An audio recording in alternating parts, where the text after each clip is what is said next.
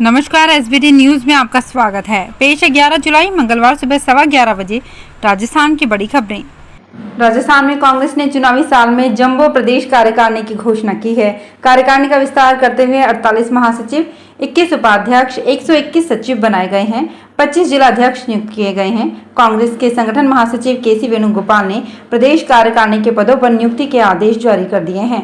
जून में 85 सचिवों की नियुक्ति रोकने के बाद अब फिर से पुराने नामों को बरकरार रखते हुए 121 सचिवों की लिस्ट जारी की है। कांग्रेस में प्रदेश कार्यकारिणी में और भी नियुक्तियां होनी हैं, उनकी लिस्ट भी जल्द ही जारी होने वाली है।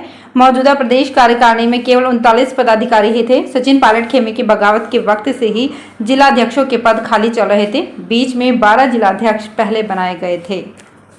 राजस्थान समेत देश भर में भारी बारिश का दौर जारी है। जयपुर में येलो अलर्ट जारी है। राजस्थान के कई जिलों में बारिश की वजह से जलभराव की स्थिति बन गई है। कई राज्यों में तो हालात ऐसे बन गए हैं कि स्कूलों की छुट्टी घोषित की जा रही है। ऐसे में पीएमओ की चिंता और भी बढ़ गई है। पीएम मोदी एक्टिव मोड पर हैं, हर राज्य का अपडेट ले रहे हैं। आपको बता दें कि सोमवार को मध्य प्रदेश में हुई हल्की बारिश ने राहत दी है, तो वहीं यूपी में ताबड़तोड़ बारिश ने लोगों की आफत बढ़ा दी है।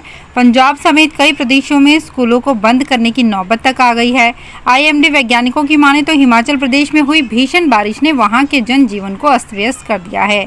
यहाँ पहले से ही बारिश को लेकर रेड अलर्ट जारी किया गया था।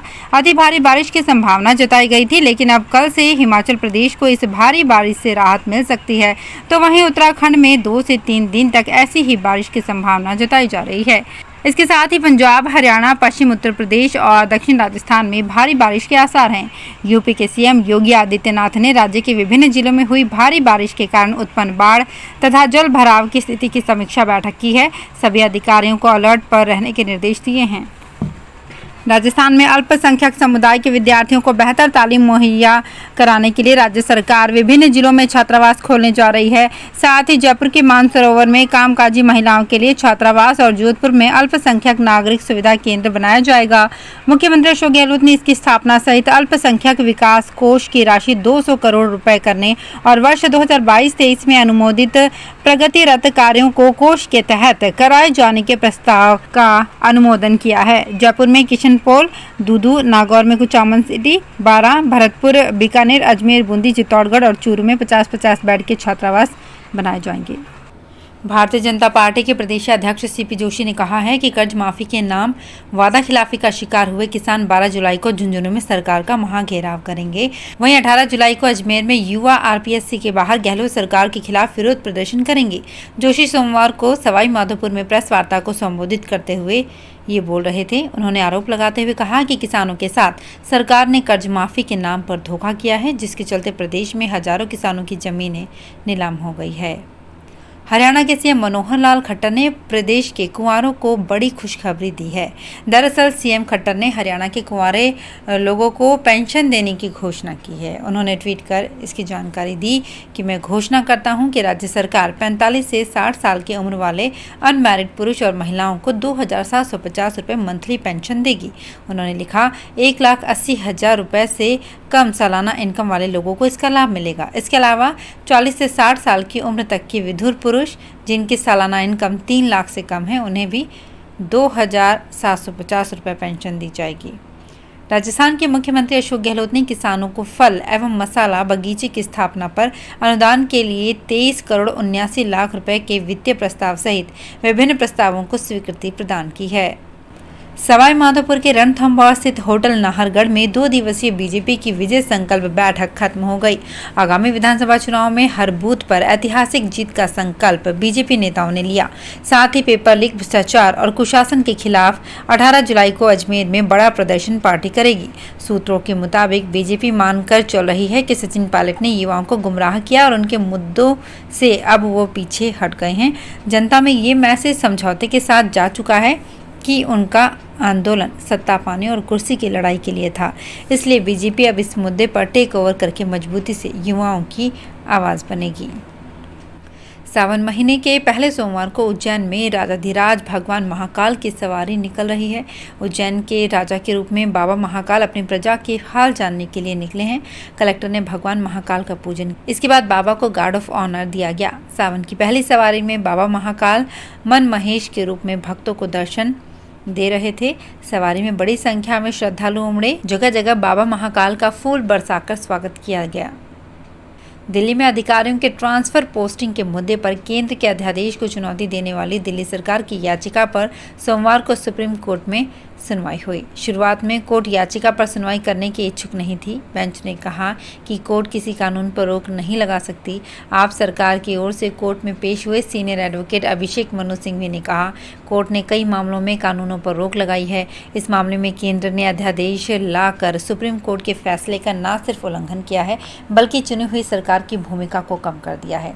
इसके बाद कोर्ट ने केंद्र को नोटिस जारी किया। बेंच ने दिल्ली सरकार से अपनी याचिका में संशोधन करने और मामले में उपराज्यपाल को भी पार्टी बनाने का निर्देश दिया है।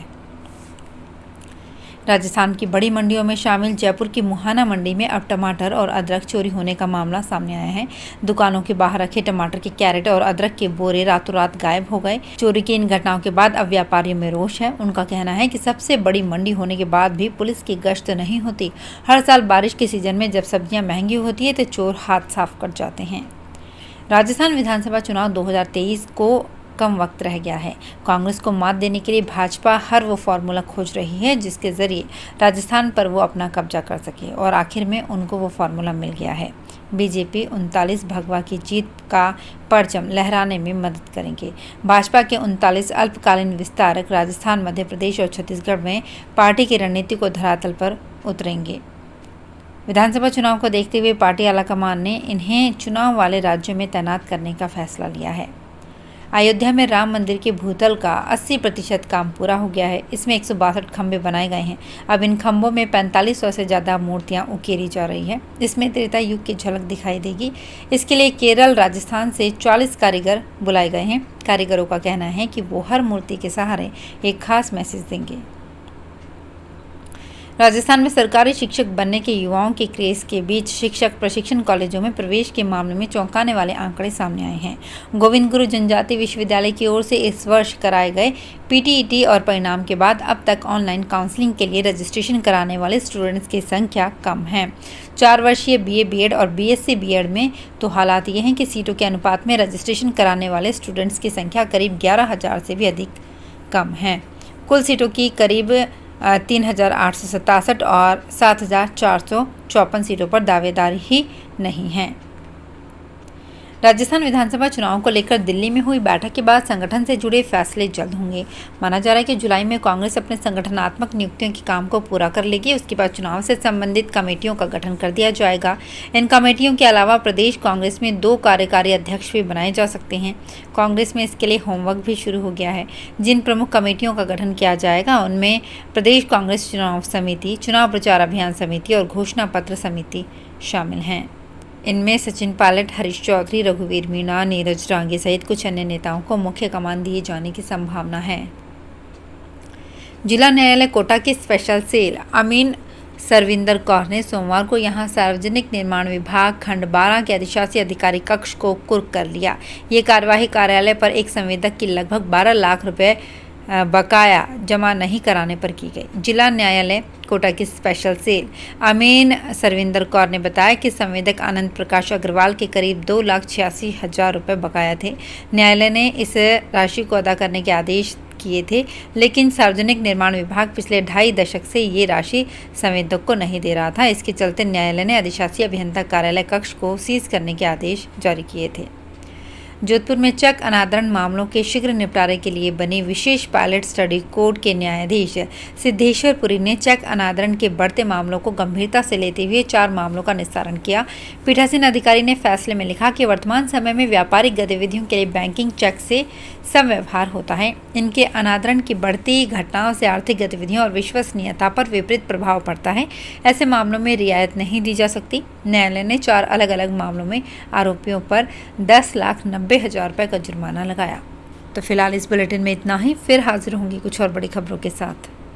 अगर आप भी अपने आसपास की छोटी बड़ी और महत्वपूर्ण खबरों से अपडेट रहना चाहते हैं तो सब्सक्राइब कीजिए हमारे चैनल एसपीटी न्यूज को और प्रेस कीजिए बेल आइकन पर